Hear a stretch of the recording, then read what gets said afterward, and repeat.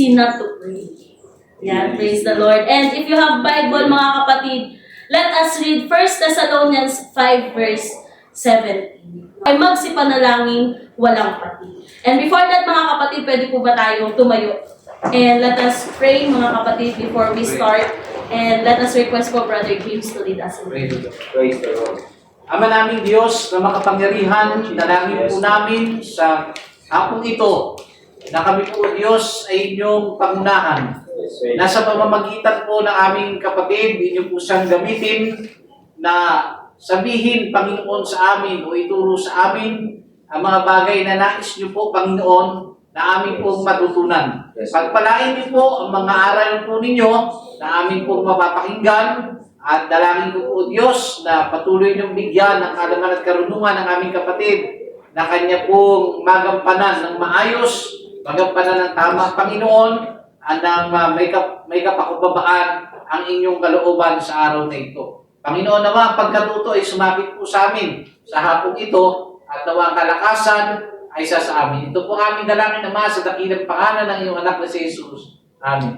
Praise the Lord. Praise the Lord. At maaga po tayong maupo, mga kapatid. So, again, mga kapatid, our encouragement for tonight is entitled, Too Busy Not to Pray. Ibig sabihin po sa Tagalog, masyado tayong busy, mga kapatid.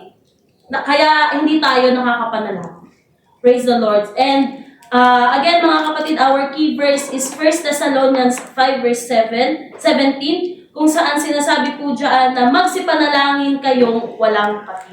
So, ang 1 Thessalonians chapter 5 po, mga kapatid, ito po ay naglalaman ng mga tagubilin at pangaral po ni Apostol Pablo sa mga Kristiyano ng mga bagay na dapat po nating ginagawa bilang Kristiyano, ng mga bagay na dapat po nating isinasabuhay upang tayo po ay makasunod at maging kalugod-lugod sa harapan po ng ating Panginoon. So kabilang po dito, mga kapatid, yung mga aral po patungkol sa pagiging handa natin, no, mababasa po natin dyan sa 1 Thessalonians chapter 5, yung mga aral po na kailangan daw nating maging handa dahil nalalapit na po ang pagdating ng ating Panginoon.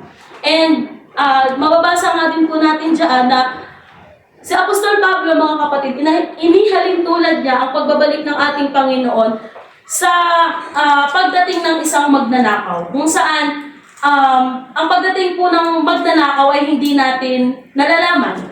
Na walang mga senyales or hindi natin nalalaman kung ano ba yung next move ng magnanakaw, kung kailan ba siya magnanakaw or kung kailan ba siya pupunta, mga kapatid. So, inihahalin tulad niya po ang pagbalik ng ating Panginoon sa pagdating po ng isang magnanakaw kung saan wala pong tiyak na panahon, walang tiyak na oras, at wala pong makapagsasabi kung kailan ba siya dadating. So, mababasa din po natin dito, mga kapatid, yung aral po patungkol sa pananatili natin sa kaliwanagan. So, mababasa po natin dyan na sinasabi ni Apostol Pablo na kayo, tinubos tayo ng ating Panginoon mula sa kadiliman papunta sa kaliwanagan, dapat tayong manatili sa kaliwanagan.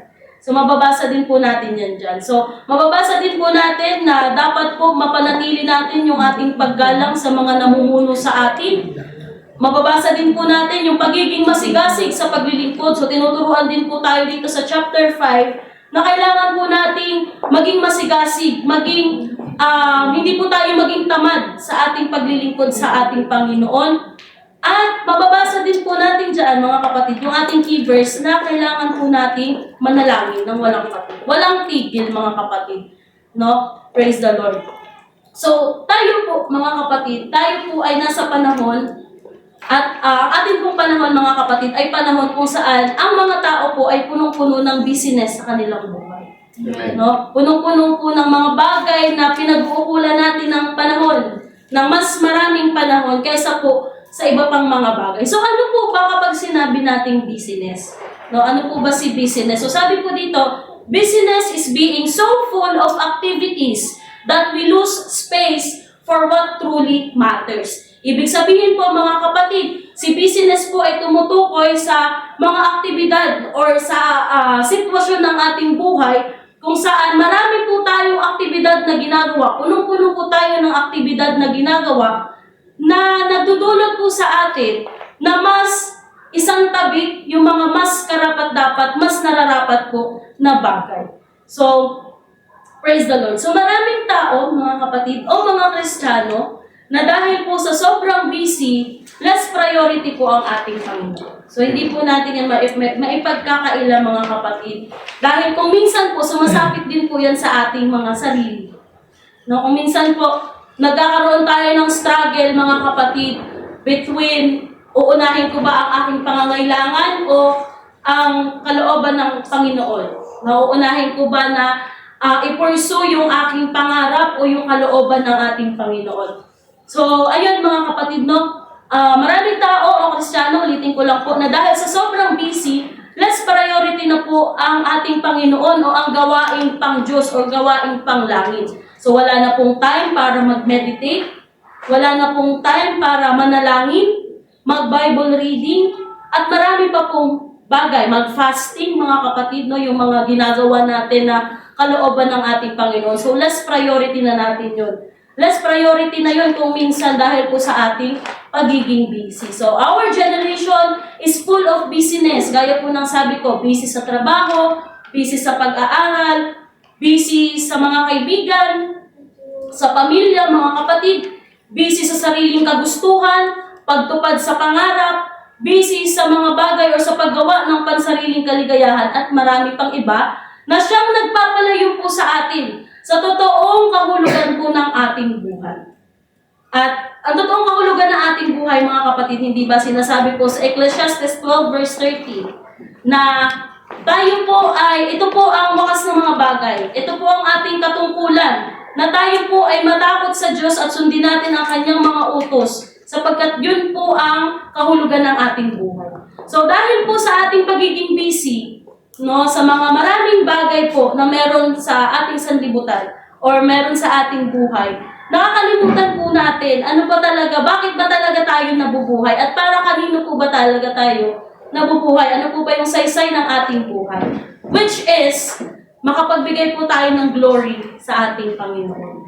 So, praise the Lord. Basahin po natin muli, balikan po natin yung 1 Thessalonians 5 verse 17. Muli po, sinasabi po dyan, magsipanalangin kayong walang patid. So dito po, tinuturuan tayong manalangin ng walang tigil sa bawat panahon at sa bawat pagkakataon. So, nananalangin tayo ng hindi tumitigil or sa bawat season ng ating buhay, hindi nawawala sa atin, dapat daw yung pananalangin. So dito po, tinuturuan at pinapaalalahanan tayong manalangin ng walang tigil dahil po tayo bilang mga tao, marami po tayong reasons. No, marami pong mga bagay na pwedeng mag-dictate sa atin kung bakit hindi dapat tayo manalangin. Or sa madaling salita mga kapatid, marami pong kahinaan ang tao. Kaya po, nauuwi tayo doon sa sitwasyon na hindi na lang tayo mananalangin because of that weakness, mga kapatid. Praise the Lord. So maraming bagay po ang nagiging dahilan kung bakit tumitigil ang isang Kristiyano sa pananalangin. No, una mga kapatid, una sa maraming bagay kung bakit po ba tumitigil tayo sa pananalangin. Una po, tumitigil ang isang Kristiyano sa pananalangin dahil nawalan sila ng pananampalataya. No? Tayo po, mga kapatid, kung minsan, our prayer is the result of our faith. No? Hindi po tayo nananalangin, mga kapatid, kung minsan, or nananalangin tayo, mga kapatid, dahil po, meron tayong pananampalataya sa ating Panginoon. That He will answers all of our prayers. That He will answers everything that we said through prayer, mga kapatid. So, minsan po, may ilan sa mga Kristiyano or maraming Kristiyano, tumitigil po sila sa pananalangin dahil po, nawalan po sila ng pananampalataya. No, kung minsan mga kapatid po kasi, yung faith natin, yan yung ating fuel Yan po yung ating fuel. Bakit ba tayo nananalangin? Bakit po ba tayo patuloy na sumusubok? Kasi nga po meron tayong pananampalataya. So, our faith drives us to continue na magpatuloy po tayo sa pananalangin. On the other hand, kapag nawalan po tayo ng faith, nawala po yung pananampalataya sa atin, doon na din po nagsa-start na mawalan po tayo ng passion, na mawalan tayo ng confidence, mga kapatid, mawalan tayo ng puso na manalangin. Pangalawa pong reason, tumitigil ang isang tao na manalangin dahil naiinip siya kakahintay sa sagot. No? I know meron tayong mga unanswered prayers. Tama po na Amen. it took years bago po siya masagot. No? It took several months bago siya masagot. So, tumitigil ang isang tao, mga kapatid, na manalangin dahil nawalan siya ng patience na maghintay sa sagot. No, kumbaga, kailangan ko na to, Panginoon, bakit ayaw mo pa ibigay? No? Or gusto ko na to, Panginoon, bakit ang tagal-tagal mong ibigay? So, that's one of the reason bakit po tayo tumitigil or bakit po tumitigil ang isang tao sa pananalangin, which we can also connect, mga kapatid, dun sa ating faith. No, dahil nawala yung ating faith, nawalan tayo ng patience na magpatuloy sa pananalangin, no? Dahil nawalan tayo ng patience, kakahintay. And lastly, mga kapatid, no, out of the several reasons kung bakit po tayo tumitigil sa pananalangin is that tumigil po tayo sa pananalangin or tumitigil tayo sa pananalangin dahil po sa mga nararanasan natin. No, pagod, exhaustion, discouragements, yung mga nararanasan natin na external stressors sa labas, mga kapatid. Amen. No, mga pressures. So, hindi naman natin po may pagkakaila, hindi po ba kung minsan, nakakwento nyo nga po, di ba, through your testimonies or kapag nagkakaroon tayo ng fellowship, hindi po natin may pagkakaila na kung minsan po talaga, dahil po sa ating kahinaan or dahil po sa kahinaan ng ating mga katawan, no, may mga times na dahil po sa sobrang pagod natin, nagpipray naman tayo, mga kapatid, kaya lang nakakatulugan. Di ba? May mga senaryo po akong ganyan, mga kapatid, na ma-share ko lang po sa inyo. Minsan po sa sobrang pagod ko, mga kapatid, magpipray ako, pero pag ganyan-ganyan ako, mga kapatid. Tapos magigising ako pagka nalaglag na ako. Na may mga ganong senaryo tayo, mga kapatid, no? Because of too much, sa sobrang pagod natin, mga kapatid, minsan nakakatulugan natin yung prayer, minsan, dahil nalilate tayo, mga kapatid, hindi na natin nagagawang mag-pray. Or Amen. minsan dahil kailangan na nandoon na dapat tayo, mamaya na lang tayo magpipray. Maiintindihan naman ng Panginoon. No? Which is, kung minsan, mga kapatid, no, maybe, nauunawaan nga po ng Panginoon. Pero, minsan din po, mga kapatid, minsan ginagamit po natin, inaabuso po natin yung word na pagod kasi ako. No? Just to be an excuse para po hindi natin gawin yung isang bagay. Gaya po ng sabi kanina, hindi ka naman sobrang pagod, pero sasabihin mo, pagod kasi ako, Panginoon, bukas na lang akong magpe-pray. Hindi naman sobrang lala yung sakit mo, no, slight headache lang naman. Masakit kasi yung pakiramdam ko, Panginoon. Bukas na lang po ako magpe-pray. Matutulog na po muna. No, hindi naman ganun kabigat yung nararamdaman mo. Masama kasi talaga yung damdam ko, Panginoon. Sana maintindihan mo. Bukas na lang po, kaya mamaya na lang po, Panginoon, ako magpe-pray. No? Minsan po, no, ginagamit na lang natin na excuse yung mga nararamdaman natin para po hindi tayo makapanalangin. Amen. Sometimes, often, marami po sa atin nagsasabi, mamaya na lang ako mananalangin, Panginoon. Hanggang sa yung mamaya natin, napupunta sa hindi na. Bukas na lang ako magpipray, Panginoon. Hanggang sa yung bukas natin, tinanghali ng gising, na late sa kailangan puntahan, hindi naman nanalangin. No? Mamaya na lang ako mananalangin, Panginoon. No? Hanggang sa yung mamaya natin, inabot ng next week, inabot ng kinabukasan, ng next week, ng next month, hanggang sa year, hindi na po nananalangin. No? So tatandaan po natin, mga kapatid, busyness is not an excuse for us not to do the will of God. Amen. Hindi po excuse ang busyness natin, yung mga nararanasan natin sa ating buhay, mga kapatid, in order for us to do the will of God. Hindi po ba sabi ng Bible, gaya po ng nabanggit kanina, nakalimutan ko lang yung verse, no? Kung ibig mong sumunod sa akin, no, pasalin mo ang iyong krus daily.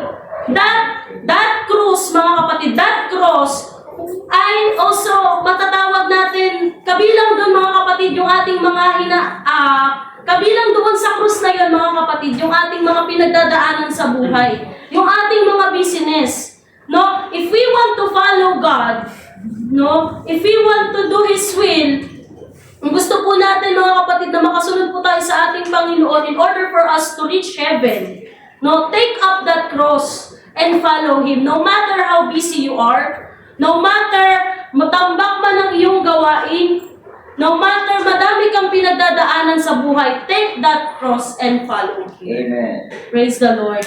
So, at tatandaan din po natin mga kapatid, no? Sasabihin natin, tao lang tayo, may kahinaan tayo ang Panginoon siya, kaya niyang gawin ang lahat ng bagay. Tatandaan po natin mga kapatid, Jesus Himself, naranasan niya pong maging tao. Right. Praise the Lord. At maging si Jesus mga kapatid, no, napalibutan din po siya ng maraming demands. No, even Him mga kapatid ay naging busy. But take note of this, ang Panginoon po ay naging busy to do the will of God. No, naging busy siya mga kapatid, alternately sa busy na ginagawa natin right now. Praise the Lord. So again po, maging si Jesus po ay napalibutan, praise the Lord, napalibutan ng maraming demand na sa kanyang pagiging tao ay pwede pong mag-udyok sa kanya para hindi niya nagawin yung kalooban ng ating Panginoon. So in Matthew 26 verse 36 to 46 mga kapatid, kung may time po kayo, pwede niyo pong basahin. So this Matthew 26 verse 36 to 46, so mababasa po natin dito yung kwento po ng ating Panginoon, or yung kwento kung saan ang ating pong Panginoon ay nanalangin sa hardin ng Gethsemane. Praise the Lord. At alam po natin mga kapatid na during this time, nung nandoon po sila sa Garden of Gethsemane, ang ating pong Panginoon ay nakakaranas ng too much pressure dahil po doon sa kanyang nalalapit na pagkapako sa krus. So kung iisipin po natin bilang tao, pwede niyang hindi gawin yon mga kapatid. Pwede niyang iwanan yung krus. No? Pwede niyang iwanan yung pagkakapako niya sa krus. Pwede niya ding hindi gawin na manalangin during that time because of that too much pressure. No? Kung iisipin po natin sa isipang pangtao, no? Pwedeng hindi manalangin ng Panginoon. Pwede siyang magpahinga because He has a lot of burden, He has a lot of weight carrying in His shoulder, mga kapatid. Pwede siyang magpahinga, huwag na siyang manalangin. Magpahinga na lang siya kasi nakakaranas siya ng too much pressure. Pero, praise the Lord, pwede niyang takbuhan ang naghihintay sa kanyang parusa at hirap. Pwede siyang hindi manalangin, pero bakit niya po ginawa na siya ay nanalangin? At bakit niya po ginawa na hinarap niya ang krus ng Kalbaryo, mga kapatid? Because Jesus wants to leave us an example that prayer is not optional. Amen. Praise the Lord. Prayer is not optional, mga kapatid. Hindi po optional ang prayer na kapag may mga nararanasan tayo sa ating buhay, we will not pray. Amen. Na kapag may mga dinadamdam po tayo sa ating buhay, hindi mo na ako mananalangin, Panginoon. Tsaka na po kapag okay na ako. No? Prayer, Jesus wants to leave us an example that prayer is not optional. But, prayer is essential. Kailangan ng ating buhay. Kailangan ng isang tao. Praise the Lord. Because as we all know, mga kapatid, lalo na po sa buhay natin bilang isang Kristiyano, marami pong troubles ang ating mundo. Madami pong discouragements na pwede tayong maranasan. And gaya po ng sabi ko kanina, through prayer, we can connect mula sa atin, papunta sa ating Panginoon, at ang blessing ng ating Panginoon ay dadaloy din po sa atin through that prayer, mga kapatid. So again po, if you have Bibles po, mga kapatid, let us read Psalms 55 verse 16 to 7. Praise the Lord. So sabi po dyan, mga kapatid, no, tungkol sa akin, ay tatawag ako sa Diyos at ililigtas ako ng Panginoon. Verse 17, sa hapon at sa umaga, at sa katanghaliang tapat, ako'y dadaing at hihibik at kanyang didinggin ang aking tinig. Praise the Lord. So ito po, mga kapatid, itong verses po na ito po ay panalangin ni David, mga kapatid, during his time of trouble. So dito po, kung babasahin po natin yung mga naunang talata, mababasa po natin ang panalangin ni David sa Panginoon dahil sa mga nararamdaman at nararanasan niya. So nabanggit po dyan ni David, mga kapatid, na siya po ay na-betrayed ng matalik niyang kaibigan. Nakakaranas siya ng different struggles, ng mga kaguluhan, mga kapatid, na pwede niyang na nakikita niya within his surrounding. To the point po na sinabi niya dyan na kung meron lang sana or kung meron lang siyang pagkakataon na magkakaroon siya ng pakpak, lilipad siya sa kung saan siya pwedeng makapagpahinga. No? Praise the Lord. Pero mababasa din po natin, mga kapatid, na sa halip talikuran ni David, yung lahat ng pressure na meron siya, no? Sa halip na siya po ay tumakbo sa lahat ng pressure na meron siya, he ran to God. Mga kapatid, he ran to God, stating all of his troubles, stating all of the things na kanya pong nararanasan through his prayer. No? Praise the Lord. So, ayan. So, gaya po na sabi ko, pwedeng talikuran niya, mga kapatid, ang Panginoon at ang mga gawaing panglangit. Pero sa halip, doon siya mas kumuha ng lakas. Mas kumuha siya ng lakas sa ating Panginoon para magpatuloy. No? Siya ay nanalangin sa ating Panginoon na sa bawat hirap na kanyang nararanasan, yun po ay kanyang idinudulog sa ating Panginoon. So sana, mga kapatid, ganun din po tayo. No? Na sa bawat hirap po na ating nararanasan, ang unang takbuhan po dapat natin ay ang ating Panginoon. Amen. Through our prayers. No? And alam po natin, mga kapatid, how important prayer is. Tama po. Tama po, mga kapatid. Alam po natin how important prayer is sa ating pong mga buhay bilang isang Kristiyano. Ngunit, madalas din natin itong nakakalimutan because of the things that we experience. No, praise the Lord. At iba't ibang mga kabigatan po na ating daladala. So, naalala ko po, mga kapatid, gaya po ng kwento ko kanina, naalala ko po yung post ni Pastor Arnel kagabi. So, kung nabasa niyo po yun, sabi niya po doon, if you don't feel like praying, force it. Because something is also forcing you not to pray. Again po, if you don't feel like praying, ibig sabihin, mga kapatid, kung nararamdaman mo na ayaw mong mag-pray, force yourself to pray. Ibig sabihin po, ano nga ba yun sa Tagalog? Pilitin mo yung iyong sarili, mga kapatid, na manalangin. Dahil meron ding pumipilit sa'yo para hindi manalangin. Praise the Lord. Which is totoo pong nangyayari. No? There is something that forcing us not to pray. There is something that forcing us not to do the will of God. So every time po na nakakaramdam tayo na ayaw nating manalangin, hindi po ito mula sa Panginoon. No? Instead, ito po ay mula sa ating kaaway. Tatandaan po natin ang sinasabi sa 1 Peter chapter 5 verse 8. So sabi po dyan, mga kapatid, kayo'y maging mapagpigil, kayo'y maging mapagpuyat. Ang inyong kalaban na dyablo na gaya ng liyong umuungal ay gumagala na humahanap ng masisila niya. So ibig sabihin po, mga kapatid, yung ating pong kalaban, no, ay palagi pong nakabantay sa atin. Ang ating pong kalaban, palagi po tayong tinitignan kung kailan po tayo manghihina. No, at kapag nangyari po yung panahon ng ating panghihina, kapag nahabutan niya po tayong mahina, doon niya po tayo kasakmalin. Doon niya po tayo masisila.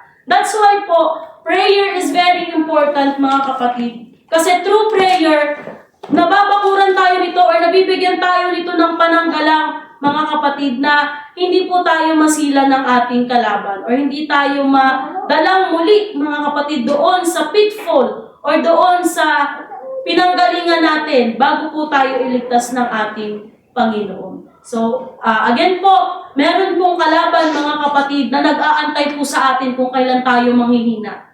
Meron pong kalaban, mga kapatid, na mag-uudyok sa atin, don't pray. Meron kalaban, mga kapatid, na mag-uudyok sa atin or naghihintay sa atin kung kailan po tayo babagsak. That is why, mahalaga po na palagi po tayong nakabantay. Palagi pong nakataas ang ating pananggalang. Palagi po tayong on guard through our prayers. Praise the Lord. And tatandaan po natin, mga kapatid, that through our prayers, we can connect to God because it is our lifeline. Ito po yung nagbibigay sa atin ng kalakasan. Ito po yung nagbibigay sa atin ng buhay. So, ayun po, mga kapatid, no? Gaya nga po ng sabi natin kanina, we are too busy sa ating pong mga buhay. No, we are too busy sa mga bagay po na ating kinakaharap with our lives. No, busy sa ating trabaho dahil po sa ating mga pangangailangan, busy sa ating pag-aaral dahil kailangan nating makagraduate para matulungan ang ating pamilya. No, busy po na maipaunlad natin yung estado ng ating buhay. No, at yun nga po, no, hindi din naman natin maitatanggi na dahil po sa ating kabisihan, no, dahil sa ating mga pangangailangan sa ating buhay, no, may mga times po talaga or may mga panahon na yun nga po, dahil late na tayo, no, hindi na tayo nakakapag-pray, hindi na tayo nakakapag-meditate, and then after na lang kapag nandoon na tayo sa work or minsan hindi na, no, o kaya kapag sobrang pagod po tayo, nakakatulugan na natin manalangin, mag-Bible reading, mag-meditate. Pero ang Panginoon po mga kapatid, siya po ay nagpapaalala sa atin na late man tayo sa ating mga trabaho, late man tayo sa ating mga school, sa ating mga dapat gawin, o kung ano man po ang ating mga nararanasan o nararamdaman, hindi po iyon valid na excuse para hindi po natin gawin kung ano po ang kalooban ng ating Panginoon. Hindi po yun nararapat na gawin o nararapat na ibigay nating rason sa ating Panginoon na, Panginoon, pagod kasi ako, Panginoon, late na kasi ako. Para po hindi tayo manalangin. Again, mga kapatid, prayer is very important po na magawa po natin every day, every moment po ng ating buhay. So, hindi ko din naman po nilalayo yung aking sarili sa mga ganitong senaryo, mga kapatid. No? Talagang meron pong mga panahon na ganito. Pero, the very more important thing, mga kapatid, is mai-connect natin muli yung ating mga sarili doon sa purpose na ibinigay po ng ating Panginoon or doon sa kagustuhan po ng ating Panginoon na palagi po tayo makapag-connect sa Kanya. Palagi po tayo makakausap sa Kanya through our prayer. So, sabi po dito, when we skip prayer dahil late na po tayo, hindi po tayo nakakapag-save ng time. No, yes, maybe nakakapag-save tayo ng time, no? 5 minutes or let's just say na 15 minutes na lang, malilate na tayo. No, Panginoon, hindi mo na ako mananalangin. Mamaya na lang kasi 15 minutes na lang malilate na ako. Panginoon, pag ako nagpe-pray 1 hour, 2 hours, no, or kaya 30 minutes, no, malilate ako, Panginoon. No? When we skip prayer dahil late na po tayo, hindi po tayo nakakapag-save ng time. But instead, we lose strength. No, yes, maybe in this world, nakapag-save tayo ng time na hindi tayo malate, mga kapatid. Pero, naisaalang-alang po natin yung ating kalakasan. Naisaalang-alang po natin yung ating kaligtasan. That's why, even though we are late, mga kapatid, even though marami po tayong pinagkakabisihan, marami po tayong ginagawa sa ating buhay, always prioritize praying before anything else. No? So, praise the Lord. Ayan. So, tingnan naman po natin, ano-ano po ba yung ilan sa mga reasons kung bakit isinasantabi po natin ang pananalangin. So, sabi po dito, heart check muna tayo. Praise the Lord. So, marami po sa mga tao, Kristiyano man o hindi, ay ganito po ang reasons kung bakit sila hindi nananalangin or isinasantabi ang pananalangin. So, unang reason po, pagod po ako, Panginoon. Hindi na po muna ako mag-pray. Kaya po nang nabanggit ko kanina. Next reason, hindi ko po alam ang dapat kong sabihin, Panginoon, kaya hindi po muna ako mag-pray. Pangatlong reason, mga kapatid, sa madaming reasons, Panginoon, tsaka na po ako mag-pray kapag okay na po ako, kapag hindi na po ako busy. Praise the Lord. Ganun din sa paglilingkod, mga kapatid. Panginoon, pagod ako, hindi po muna ako a-attend. Panginoon, heartbroken po ako, hindi po muna ako a-attend. Panginoon, hindi ko po makita ang purpose ko, hindi po muna ako a-attend. Praise the Lord. So, ilan po yan sa mga reasons kung bakit po natin naisasantabi ang panalangin at the same time, yung mga gawain po ng ating Panginoon na siyang hindi po katanggap-tanggap sa harapan ng ating Diyos. So, yes po, sige, let us consider yung ating pong mga reason. Kung pagod po ang ating dahilan or kung pagod po ang ating dahilan kung bakit hindi tayo makapanalangin, hindi po ba mas mabigat ang reason or mas mabigat ang pwedeng gawing rason ng ating Panginoon at ng mga unang Kristiyano kung bakit hindi rin sila dapat manalangin? no? Kung titignan lang po natin or kung iisipin lang po natin, mga kapatid, gaano po ba kabigat yung reason natin mula doon sa reason ng ating Panginoon at ng mga unang Kristiyano, ng mga apostol, kung bakit sila hindi rin dapat manalangin? Mas matimbang po ba yung atin o yung kanila? Next po. So yun, praise the Lord mga kapatid. Ang Panginoong Hesus, no, may mga mabibigat po siya na pressure na natatanggap. No, at isa po sa pinakamabigat na pressure na kanyang natanggap is yung kamatayan niya sa krus, mga kapatid. Pero natinag po ba siya? Hindi po ba hindi? He still prayed, Amen. no? Na nagbigay sa atin ng example. He still prayed, na nagbigay sa atin ng encouragement, and He still died on that cross dahil mahal niya po tayo. So ano po bang mas mabigat, mga kapatid? Yung reason natin o yung reason ng ating Panginoon? Praise the Lord. So ang mga apostol po, mga kapatid, no? Ang mga apostol po, kamatayan ang nakasunod sa kanila, pero natinag po ba sila from doing the will of God? Hindi po ba hindi? Diba? Nagpatuloy po sila sa paggawa ng kalooban ng Diyos at kabilang na po doon ang pananalangin. So tignan natin, mga kapatid, mas mabigat po ba yung reason natin o yung reason nila? Para hindi po sila manalangin, para hindi nila gawin yung kalooban ng ating Panginoon. No? Madami pong mas mabigat, mga kapatid, kung iisipin lang po natin, mas mabigat yung reason ng ating Panginoon, ng mga unang Kristiyano, ng mga apostol. Kung ikukumpara sa reason natin ngayon kung bakit hindi tayo nananalangin, mga kapatid. No, kaya po, sana starting today, mga kapatid, hindi ko po inilalayo yung aking sarili, no? Starting today, mga kapatid, let there be no reason para po hindi tayo manalangin, para hindi po tayo makasunod sa kalooban ng ating Panginoon. Praise the Lord. Next reason, mga kapatid, hindi ko alam ang sasabihin ko, Panginoon, kaya hindi po ako nagpe-pray. So, doon, mga kapatid, sa bagay na yun, hindi po kailangan ng Panginoon yung mga fancy words. Amen. Hindi po kailangan ng Panginoon yung mga mabulaklak na salita, yung mga salita na kumbaga sa ating mga tao, magbibigay ng kilig sa atin. Hindi po yun kailangan ng ating Panginoon, mga kapatid. Ang kailangan po ng ating Panginoon is yung ating puso na handa pong magtiwala sa Kanya, yung ating puso na may pananampalataya, at yung ating puso po na may submission. So, ngayon po, bago po tayo magtapos, malapit na po tayo. So, ano-ano po ba, or ano po ba yung dapat nating gawin upang makapanatili po tayo sa pananalangin sa kabila po ng ating pagiging busy?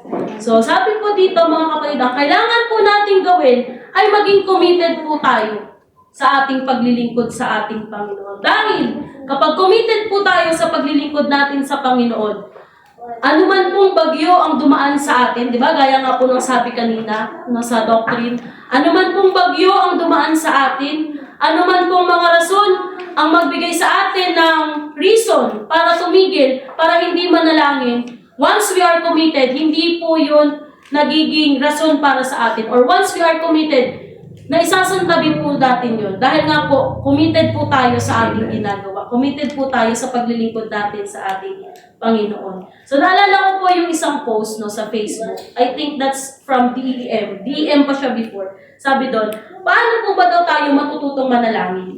So, matututo po tayong manalangin kapag tayo ay nananalangin.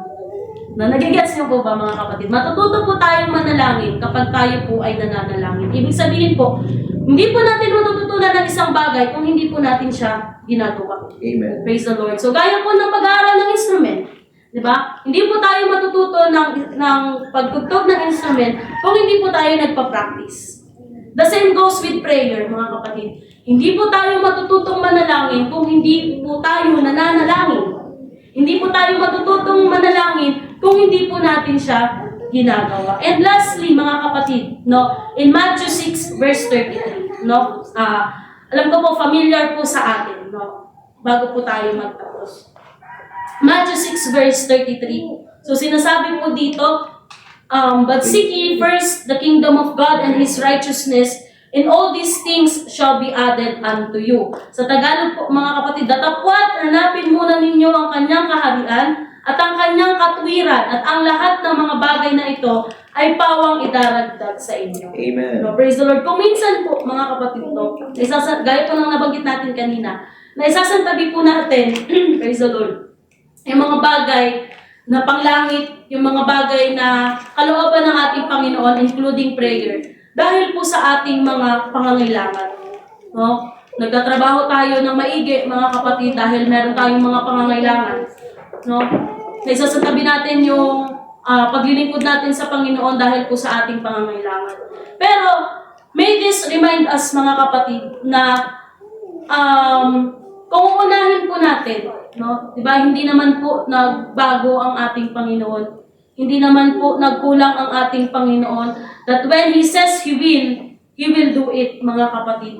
So sana po maging reminder ito sa atin, mga kapatid, na kung uunahin po natin ang ating Panginoon, despite of our busy schedules, despite of our busy works, despite of our workloads, tambak po nating gawain sa trabaho, sa school, sa bahay, despite of those, mga kapatid, kung uunahin po natin ang Panginoon, yung mga kailangan po natin, no, Diyos na po ang bahala. Amen. No? Nagiging busy ka, hindi ka makapaglingkod because of that need, mga kapatid. Kung uunahin po natin ang ating Panginoon, yung need na yan, mga kapatid, kaya po yung i-provide ng ating Panginoon. As long as we put Him first. Amen. As long as we do His will first.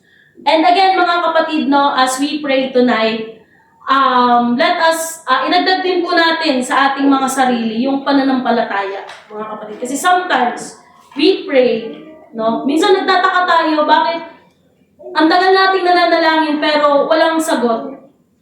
Minsan po nagtataka tayo, Panginoon, everyday naman po akong nananalangin. Hindi po ako, hindi po ako nagmimintis sa pananalangin. Pero bakit hanggang ngayon wala pa yung sagot sa panalangin ko? Baka po kasi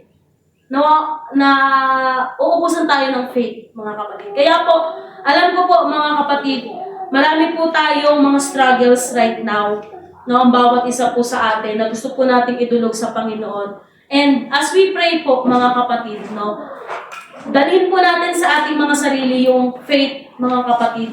Diba, sabi po sa Bible, sinabi ng Panginoon na kung meron kang pananampalataya, kaya mong ilipat or kaya mong sabihin sa bundok na lumipat ka dito. No? Ibig sabihin, mga kapatid, kung meron tayong pananampalataya, yung mga imposibleng bagay, pwedeng maging posible. Dahil nga po meron tayong pananampalataya. At wag po natin kakalimutan na yung prayer, mga kapatid, at yung faith, palagi po yung magkasama. Amen. No? Hindi po magiging efficient or hindi po magiging hindi po magiging matagumpay ang prayer ng walang faith. Amen. At hindi po tayo makakapag-pray ng walang faith, mga kapatid. At kung wala po tayong faith, wala pong prayer. Amen. No? Kaya po sa atin pong pananalangin, always take with us yung faith, mga kapatid, at yung tiwala po natin sa ating Panginoon. Right. So, yun lang po, mga kapatid, no? I hope this short encouragement give us hope, mga kapatid, na despite of our busy schedules, no, mas i-prioritize pa rin po natin yung ating Panginoon. And yun po, mga kapatid, palakpakan po natin ang ating Panginoon.